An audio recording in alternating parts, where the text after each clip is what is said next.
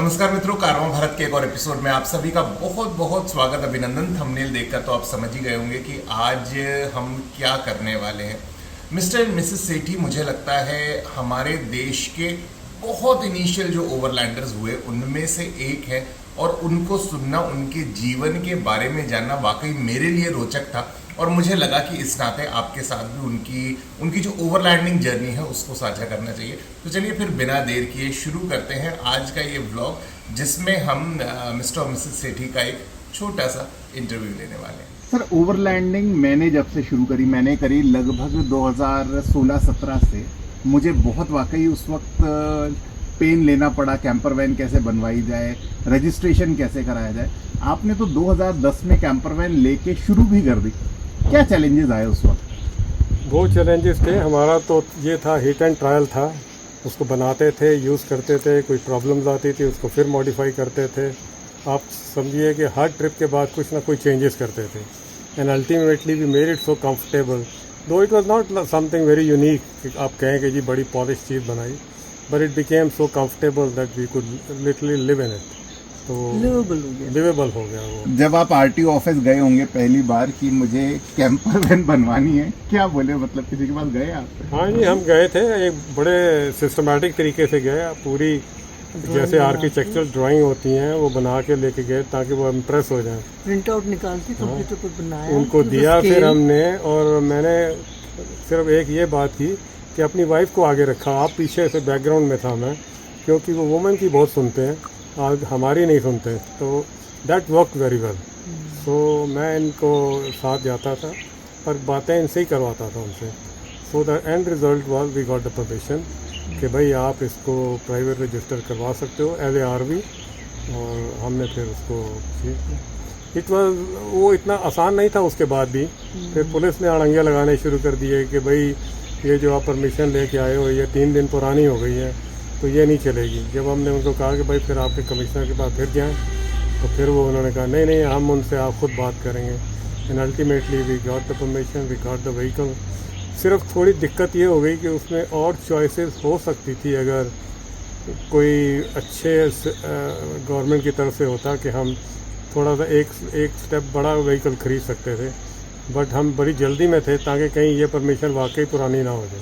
अच्छा, मैंने सुना कि आपको कोई टोल, क्योंकि आप उस वक्त फास्टैग तो होते नहीं थे और ये एक एलएमवी थी, तो उसके लिए भी कोई लेटर वेटर बनवाना पड़ा? हमें बहुत दिक्कत होती थी। जब टोल पे जाओ वो कहते ये एलसीबी है और डबल चेक चार्ज करने की कोशिश करते थे।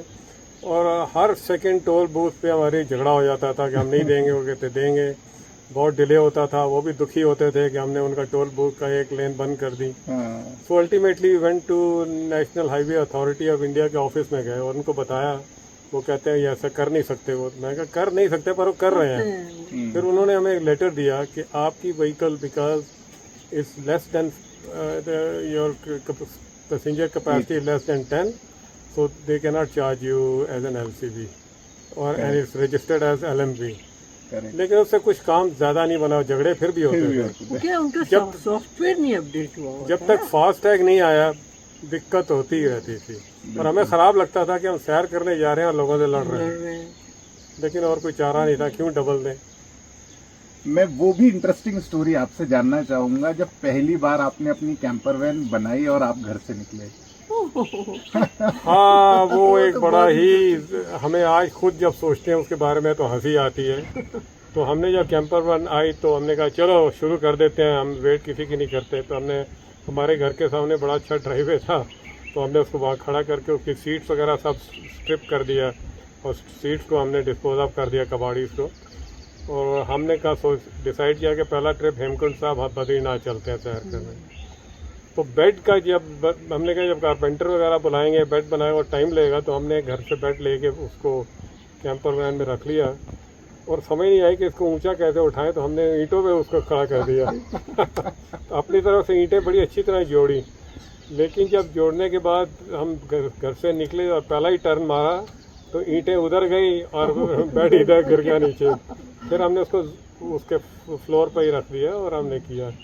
इसी तरह हमने अपना टॉयलेट बनाया। एक वो सीट्स जो होती हैं घरों में लोग खरीद के लाते हैं, जब किसी की कोई प्रॉब्लम हो तो वो सीट लाए, उसके नीचे एक वो जो कोन होता है ना, की फनल होती हैं, उसके नीचे उसको फिट करके एक टाइप ट्यूब लगा के पिछले दरवाजे के पास रख दी। जब यूज़ काफ़ी 2 इंच मोटी वो बड़ी ट्यूब थी, तो जब भी यूज़ करना होता था तो पिछला दरवाज़ा खोल के उसको बाहर निकाल देते थे और अंदर पानी रखा हुआ था बकेट में, उससे डाल के उसको साफ रखते थे। So this is how we managed that. That trip was about 2 months, not 2 months, 1.5 months, but we could do it well. We were very happy that at least we are using a camper van. मैंने ऐसा सुना भाभी जी कि आप ही ने बताया था कि इन्होंने टॉयलेट में R&D करते करते घर के बर्तन भी लगा दिए। ओ मेरा इतना अच्छा पतीला था, साउथ इंडियन पतीला था, आके हमारी किचन में देखने लगे, शायद उनको याद था वो पतीला स्टेनलेस स्टील का था। स्टेनलेस स्टील का था। तो he said I want this पतीला, और मुझे पता he is the one who help me by all this thing, I can't say no. ले गए उसको और उसको फिट कर दिया नीचे, ब्लैक वाटर टैंक की जगह लगा दिया। बस उसमें सेंटर में हमने 2 इंच का होल करके उसके नीचे एक स्लाइड वॉल लगाया जो हम लोग अमेरिका से लाए थे। उसको 4 नट बोल्ट से टाइट कर दिया and it work very well. वो जब भर जाता था तो स्लाइड वॉल खोलो, ड्रेन हो जाता था। It was working very well. And then I think हम जा रहे थे चिंतपूर्णी से कांगड़ा जा रहे थे, रोड बहुत ख़राब थी। जब कांगड़ा पहुंचे, जब यूज़ करने लगे टॉयलेट, तो देखा रहे ये होल इतना बड़ा कैसे हो गया। हो गया कहीं रियलाइज किया कि वो पतीला और स्लाइड वॉल सब गिर गए, सब गिर गए। सब हमारा फिर we were back to normal. Sir इतने साल हो गए आपको ओवरलैंडिंग करते हुए, ऐसा नहीं हो सकता कि पुलिस से कभी आपकी आमना सामना न हुआ हो और उन्होंने आपको परेशान नहीं किया? बहुत हुआ, एक नहीं कम से कम 2-3 ओकेजन तो हम आपको भी बताते हैं। हमारे जो गाड़ी की LMV हो या कार में रजिस्टर हो, 90 तक स्पीड अलाउड है हाईवे पे, तो हम उस 80-90 के बीच में चलते थे। कई दफ़ा हमें रोक लेते थे कि आपकी स्पीड 60 से ऊपर नहीं होनी चाहिए। तो वो बहुत परेशान करते थे, RC दिखाओ, सब कुछ दिखाओ, लेकिन नहीं, ये तो LCV है, ये नहीं चल सकता। तो फिर जब हम कहते थे आप चालान काटो और हमारे हाथ में दे दो, तब वो कहते थे कि हम चालान भी नहीं काट सकते, आपका LMV है ये। तो इसी तरह जब हम सोलन में थे, हम सोलन बाज़ार में वो कहते हैं आपका व्हीकल बहुत बड़ा नहीं जा सकता। जब एक बार हम ज़बरदस्ती गलती से चले भी गए तो हमें कहते हैं कि भाई आप क्यों आ गए। तो मैंने कहा ठीक है हम आ गए, अभी निकलने दो, अगर आप चाहते हो तो चालान कर लो। बस वही कि हम चालान भी नहीं कर सकते क्योंकि ये गाड़ी LMV LCV नहीं है। तो इस तरह से, और इस तरह एक बार ऐसा भी हुआ कि हम पंचकुला के पास एक ब्रिज के ऊपर थे, जो ब्रिज वॉज नैरो। हम पीछे से कोई पुलिस इंस्पेक्टर आ रहा था अपनी जीप में, उसने बड़े हॉर्न मारे तो हम जगह नहीं दे सके क्योंकि we were on the very narrow bridge. उसने आगे निकल के हमें खड़ा कर लिया और उस कहता है कि तुम्हारी हिम्मत कैसे हुई कि मेरा हॉर्न सुन के तुमने रोका नहीं। मैंने कहा आप क्या कोर्ट कमांडर इन चीफ लगे हो इस रोड के ऊपर कि आपका हॉर्न सुनते ही मुझे रुकना चाहिए। तो इतने में मेरी वाइफ भी आ गई, आगे जब बात हो रही थी इतने में हमारा डॉगी भी छलांग लगा के आ गया। तो उसकी टोन बदल गई और कहता है आगे से ज़रा ख्याल रखना, हम लोगों को इमरजेंसी हो सकती है। मैं कहा ठीक है ख्याल रखेंगे। तो इस तरह से होते रहते थे, तो आराम से आर्गूमेंट होता था, लेकिन I think most of the time ended very peacefully without any loss to us. एक बार मैंने आप ही के मुंह से घटना सुनी थी, आपने बताया कि पर्दे डले हुए थे गाड़ी में। चंडीगढ़ में वो हम लोग चंडीगढ़ में गए तो उसने हमें रोक लिया और उसने कोई बात नहीं की और मुझे कहा अपना लाइसेंस और RC दे दीजिए। दे दी हमने कहा पुलिस ऑफिसर है, कुछ भी मांग सकता है। तो मैंने कहा हमने किया क्या है? कहता आपके पर्दे लगे हुए हैं। मैं कहा हाँ लगे हुए हैं ना, खुले हुए तो नहीं है, क्योंकि हम लगे हुए थे लेकिन सिटीज में उनको बंद ही रखते थे। तो मैंने कहा तो खुले हुए तो नहीं है। कहते नहीं, पर्दे सुप्रीम कोर्ट का ऑर्डर है, गाड़ी में होने ही नहीं चाहिए। तो मैंने सोचा अब इनको कैसे कन्विंस करें, तो इनको मैंने पीछे कहा कि आप आ जाइए साइड से विंडो में, मैं आपको कोई दिखाना चाहता हूँ। कहना क्यों आ जाओ? मैंने कहा एक बार आप आ तो जाओ। जब वो पीछे आ गए तो पहले मैंने शर्ट उतारनी शुरू की, तो फिर मैंने जब देखा कि वो अभी भी इम्प्रेस नहीं हुआ तो मैंने अपनी पैंट की बेल्ट जब खोली तो कहता क्या कर रहे हो ये तुम? मैंने कहा मैं आपको ये करके दिखा रहा हूँ कि पर्दे क्यों लगे हुए हैं। हम लोग यहाँ पीछे हमारा बाथरूम और टॉयलेट वगैरह है, हम कपड़े बदलने होते हैं। तो उसने फौरन मुझे कहा कि ये लो अपनी और अपना लाइसेंस और आप जाइए प्लीज, हम समझ गए आपकी कहानी। तो ऐसे होते रहते थे उनके साथ, पर वो भी अल्टीमेटली अच्छे सॉर्ट आउट हो जाते गुड नोट। अक्सर ये होता है कि ओवरलैंडिंग मैं जितने लोगों से मिलता हूँ ज्यादातर लोगों में कॉम्बिनेशन बहुत कम होता है, एक जना करना चाहता है एक जना नहीं करना चाहता। आप लोगों के साथ भी ऐसा ही था या दोनों ही फन लविंग थे? मतलब बहुत एंजॉय। दोनों ओवरलैंडिंग के बहुत शौकीन थे, always ready. At the drop of a hat we could load a camper van and start moving somewhere. भाई चलो वहाँ चलें, चलो यहाँ चलें। नहीं होगी चीज तो विल डू विदाउट इट। हाँ, लेट्स गो। हम लोग दोनों ही इंटरेस्टेड थे और बड़ी अपना प्रोग्राम बन जाता था जल्दी। घर में जब लड़ाई वड़ाई हो जाती है तो अपन अलग अलग कमरे में जाके सो जाते हैं। नहीं, फिर मैं ये तो किचन में भाग ये किचन में भाग जाती है कुछ करने और मैं अपना वैन में आ जाता हूँ उसको कुछ ठीक ठाक करने। पर यहाँ कहाँ जाएंगे, ये तो छोटी सी जगह है। नहीं, अक्सर देखा है कि घर में अगर वाइफ से कोई 3-5 होती है तो किचन की तरफ ही भागती है। तो एक बार मैंने उन्हें पूछा क्या, मैंने कहा तुम जब पीस थी तो मैंने पूछा तुम किचन में क्यों भाग जाती हो? कहते हैं there is always something to do. इसी तरह मैं भी वैन में भाग जाता हूँ कि there is always something to do. ऐसा भी कभी हुआ कि आप लोग कैंपिंग कर रहे हैं, ऑप्शन तो होता नहीं है, एक ही बिस्तर है उसी पे सोना है, तो इनका उधर मेरा इधर। अच्छा नहीं, ये कैंपिंग की और बड़ी अच्छी सिचुएशन है जी कि वो सिचुएशन आ नहीं पाती। आती नहीं। हमने देखा है कि कैंपर वैन में वो सिचुएशन आती ही आती नहीं, नहीं। घर में आती है लेकिन कैंपर वैन में नहीं आती। लड़ाई बहुत कम। हाँ, वो लड़ाई There's no वड़ाई कुछ option नहीं। ना। थोड़ी ये होता है कि क्या तुमने कर दिया, पहले अच्छा था तुमने खराब कर दिया, मैं जाके फिर उसको ठीक कर देता था। दोनों ही लाइफ आपने देखी है, आप सोलन में भी आपका घर है, कैंपर वैन में आप ओवरलैंडिंग भी करते हैं। दोनों लाइफ में क्या डिफरेंस आपको लगता है? और दोनों का डिफरेंस ये है कि एक स्टेशनरी एक जगह पे है, उसके अपने चार्म्स हैं, फ्रेंड्स वगैरह आते हैं, उनको मिलते हैं, गुरुद्वारे जाते हैं, शॉपिंग करनी होती है। ओवरलैंडिंग में we are close to the nature, close to the river, close to the mountain, वो हमें बहुत अच्छा लगता अभी जी अक्सर क्या होता है कि मेल पर्सन्स की तो देखिए आवश्यकताएं बहुत सीमित होती है, फीमेल्स का अपना एक क्राइटेरिया होता है, कुछ चीजें नेसेसरी है जो मेल फीमेल में प्राकृतिक ही मतलब वो डिफरेंस है। आपको कितना कंफर्टेबल लगता है ओवरलैंडिंग करना बीइंग अ फीमेल?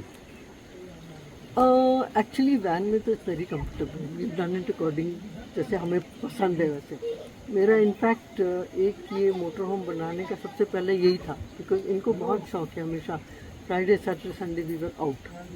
तो मैंने कहा आपने अगर ऐसे ही जाना है तो मुझे बता दो, अब तो होने वाले रिटायर, तो मेरी क्या लाइफ ऐसे ही चलेगी, मैं बुशेस में नहीं जाने वाली। आई डोंट वांटेड, लोग मर्सिडीज में से उतरे हैं सीधे बुशेस में जा रहे हैं, तब जीटी रोड पर ये फैसिलिटी भी नहीं थी, अच्छी बात नहीं थी। मैं ऐसे ना, let's fight for the government कि हमें ये चाहिए, हमें लेके दो, हमें करना है। Then he said you do it now, I will put you ahead and you going to fight for it whichever way you want to do it. तो तब हमने फिर ये ले लिया। तो मुझे अभी मोटर होम में कोई तकलीफ नहीं, कोई प्रॉब्लम नहीं, अपनी प्राइवेसी है, बाथरूम अपना है, स्लीपिंग प्लेस अपनी है, अपना बेड है, अपनी शीट्स है, तो no problem. How comfortable you find yourself living in a motor home? Like खाना, क्योंकि देखिए मतलब मेजर पार्ट तो एक फीमेल का ये खाना भी बनाना है, सब कुछ करना है, बर्तन भी लगभग वैसे तो दोनों को करने चाहिए, पर तो भी ज्यादातर केस अच्छा ये नहीं करते, अपना ग्लास उठा ले तो वो भी बहुत है। No, that I have to do. And at home ठीक है, मेरे को शौक नहीं है किचन में जाने का। आपकी बारी आएगी जरा। किचन में जाने का मुझे कोई शौक नहीं है। मैं कुछ अगर हाँ मेरी मर्जी से मैं जाऊंगी तो 10 चीजें बना के ही बाहर आऊंगी, बट रूटीन में मेरे को करना होता है, I am not very happy in the kitchen. I rather do some administrative job और सम अदर जॉब, बट मुझे पता है कि मोटर होम में कोई और नहीं करेगा, मुझे ही करना है, there is no choice out. फिर मैं करती हूँ, मैं बड़ी खुशी से करती हूँ, बट मुझे ये जब खाना बना रही होती है तो मोटर होम में भी कोई ना कोई काम, मोटर होम खास करके नीचे कोई ना कोई पाइप वाइप लीक कर रही होती है, तो जब ये खाना बनाती है तो मैं नीचे जाके उसको ठीक करता हूँ, वो सब करता हूँ। तो इट अल्टीमेटली न्यूट्रलाइज की ये वो करते हैं, मैं ये करता हूँ, तो अपने काम बटे हुए अपने काम कर लेते हैं। बटे हुए काम। चलिए वाइंड अप करते हैं इस विषय को। सबसे पहले भाभी आप ही बताइए, बीइंग अ फीमेल, जो ऐसी ओवरलैंडर्स फैमिलीज हैं जो करना चाहती हैं, उनकी फीमेल्स के लिए प्रिसाइजली आप क्या कहना चाहेंगी, और क्या मोटिवेशन जिससे कि वो प्रोत्साहित हो कि हाँ हमें भी हमारे हस्बैंड चाहते हैं इसलिए हमें ओवरलैंडिंग करनी चाहिए? वो तो है कि because the husband wants, because तुम्हारी भी विशेष कई हस्बैंड का दिल नहीं करता, वो तुम्हारे पीछे करते ही है। तो उस वक्त ये आ जाता है कि चलो उन्होंने भी तो मेरे लिए करा है ना, तो नाउ फिर आप सोचते मैं भी करूँ उनके लिए। वो करते करते हैबिट हो जाती है और करते करते वो अच्छा लगने लग जाता है। यू लुक फॉरवर्ड कि हाँ हम ओवरलैंडिंग के लिए जाएँ, चाहे वो मे बी इनिशियली नहीं पसंद होगा कि अब क्या इतने से उसमें बर्तन दो, इतना सा पानी मिलता है, इतने से में गुजारा करना पड़ता है, बट फिर वो धीरे धीरे आदमी अडाप्ट हो जाता है। और हम जब बच्चे छोटे थे उनको ले जाते थे साथ अपने, तब मोटर होम नहीं था, हम थिएटर में ही ले जाते थे उनको और एंजॉय करते थे हम लोग तब भी। बहुत नहीं, क्या enjoy उनको करते थे। ओवरलैंडिंग करनी चाहिए लेडीज़ को? क्यों नहीं, वाई नॉट। मैं तो ड्राइव भी करती हूँ साथ में, तो ड्राइविंग भी सीखें। जो कई बार होता है नहीं तबीयत इंसान की ठीक, तो he should be helped out. चलो जी, अब हम आपने हमारे से तो सवाल पूछे, हम आपको एक और जवाब देते हैं। You are doing a wonderful job, remarkable contribution to this community. Please continue, you are doing wonders. Thank you so much शवाद भाई, बहुत अच्छा लगता है। खैर, और हाँ, आपकी फैमिली को देख के हम लोग कई दफ़ा सोचते हैं, देखो इनकी मदर भी साथ है, फैमिली भी साथ है, कितना अच्छी तरह सब कुछ फर्स्ट क्लास चल रहा है। इतने से छोटा घर है, लेकिन सब फर्स्ट क्लास चल रहा है। स्पेशली जब गोवा में आपकी मदर ने कहा था ना, छोटा सा कमरा है, छोटी सी जगह है, I give all the plus points to Pooja my daughter लो कि हम दोनों कैसे एकदम गुजारा करें। बहुत कम लोग ऐसे कॉम्प्लीमेंट दे पाते हैं, अपनी बहू को देते ही नहीं। अगर ऐसे लार्ज हार्टेडली कॉम्प्लीमेंट बहू को दिए जाए ना, तो झगड़े ही ना हो। This is missed a lot. तो जी, आशा करते हैं कि आज जो भी बातचीत हमने उनके साथ करी वो आपको अच्छी लगी होगी। शेष तो बहुत सारी रोचक चीज़ें, सबका अपना अपना एक R&D होता है और उसके हिसाब से वो अपनी जो भी मतलब कैंपर वैन इज मोर और लेस लाइक घर, जैसे घर बनाना होता है वैसे गाड़ी पे घर, मतलब मैं बोलूँगा इवन ज़्यादा कॉम्प्लिकेटेड होता है। सो उन्होंने उस समय उसे शुरू किया अपने जीवन में जब इस बारे में कोई जानकारी नहीं थी, बहुत ज़्यादा सुविधाएं नहीं थी। एंड मुझे लगता है कि वाकई ये रिकमेंडेबल था और हम सब के लिए एक बहुत बड़ी प्रेरणा स्रोत हैं ऐसे देश में जो भी लोग हैं। और मैं इसे अपना सौभाग्य भी मानता हूं कि उनसे बातचीत करने का मुझे अवसर मिला। So thank you sir, thank you so very much, मतलब इस ब्लॉग के माध्यम से भी। और शेष तो बस कल से वापस हमारी जो भी दिनचर्या है वो आपके साथ साझा करेंगे। आप रखिएगा अपना ख्याल, स्वस्थ रहिएगा, खुश रहिएगा। शीघ्र आपसे अगले ब्लॉग में होगी मुलाकात। नमस्कार।